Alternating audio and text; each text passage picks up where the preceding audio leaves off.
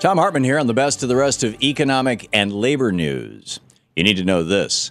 This year has been filled with examples of racial discrimination and police brutality. From Ferguson to Cleveland to McKinney, Texas, we've seen tons of coverage about these often tragic events, but rarely do we see real discussions about the conditions that lead to such violence. Despite what many on the right claim, our nation has not yet repaired the damage of 250 years of slavery and another 100 years of Jim Crow.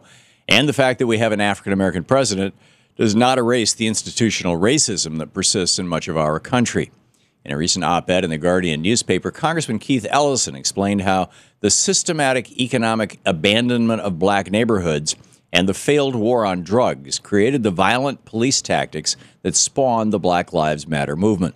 Congressman Ellison pointed out that in the last 30 years, Republicans enacted policies that left communities of color without jobs or resources, and then criminalized the resulting conditions and sent millions of black men to prison. But, Ellison said, the results of those tactics are inevitable, not unstoppable. The fact is, we can create economic opportunity in communities of color by investing in those neighborhoods.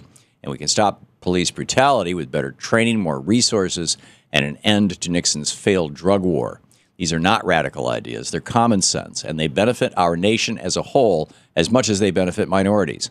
Congressman Ellison wrote, "We can't wait another 30 years and just hope that the systematic poverty upheld by Republican policies goes away on its own.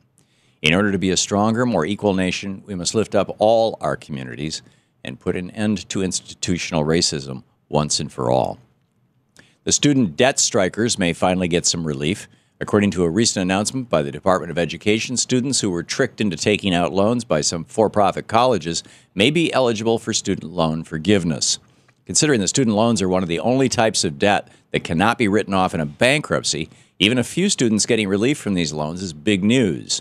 Some of the defrauded Corinthian students say that claims of loan forgiveness are still a sham, but Education Secretary Arne Duncan says that's not the case. As part of his announcement, he said, "I am fully committed to making sure students receive every penny of relief they are entitled to under law." The only lingering question is whether or not that law goes far enough to protect students. The organization Strike Debt is calling for an automatic class-wide discharge of defrauded Corinthian students, and they intend to keep fighting for that goal. Regardless of where someone went to school, it is flat out wrong that they should be stuck with a lifetime of debt just because they tried to get an education. Hopefully this debt relief is the tip of the iceberg, and more students will get some relief from the astronomical price of higher education. When you think terrorist, you probably don't think environmentalist. But that's exactly the connection the U.S. government is making when it comes to Keystone protesters.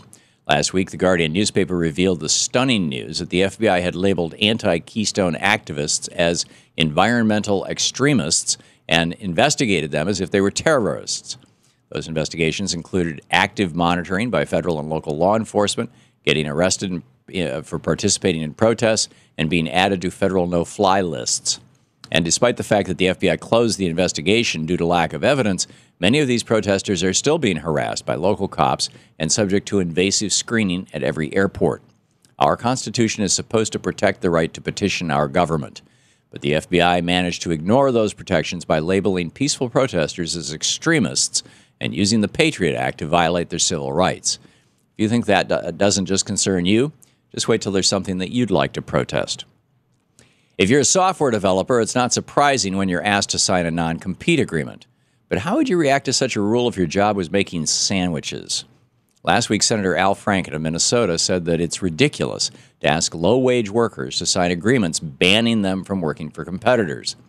That was his response to finding out that workers at Jimmy John's sandwich shop were being forced to sign such non-compete agreements as a condition of employment.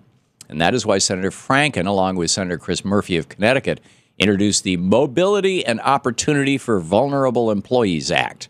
That legislation, better known as the MOVE Act, bans non-compete agreements for employees who make less than $15 an hour and requires an employer to explain such agreements to higher-paid employees. Low-wage workers should never be blocked from finding work because of these ridiculous agreements, and it's flat-out laughable that they should be required at a sandwich shop. Good on Senators Franken and Murphy for introducing the MOVE Act to protect these workers. And finally, we don't often celebrate progressive policies in Texas, but we give credit where credit's due. Last week, the city of Houston, Texas, announced that they have effectively put an end to the problem of homeless veterans. Thanks to a new system that offers housing to any former military member, Houston is now the largest city to say that they have solved the homeless veteran problem. As of last year, that city had more than 5,300 homeless people. 1 out of 8 was former military. Following in the footsteps of cities like Phoenix, Arizona, and Salt Lake City, Utah, Houston set to work on finding a place for every homeless person who has served our nation. Although there is still much more work to be done to solve the homelessness problem for all individuals, finding a place for veterans is a big step toward that goal. No one should be living on the streets in the richest nation on the planet, especially when they're willing to give their life just to defend it. And that's the way it is for the week of June 15th, 2015. I'm Thom Hartmann on the Economic and Labor News.